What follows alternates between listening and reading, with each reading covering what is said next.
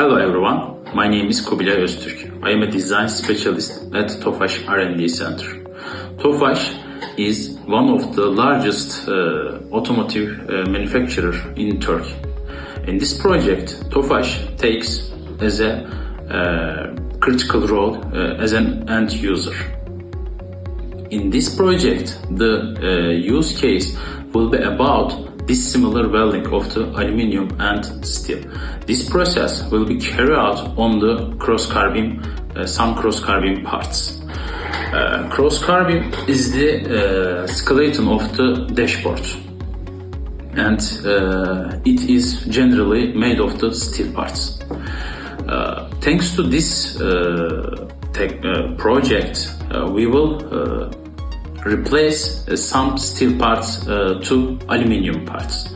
Thanks to advanced laser technology, the dissimilar welding will be carried out. The dissimilar welding of aluminium and steel is very hard due to metallurgical incompatibility of the aluminium and steel.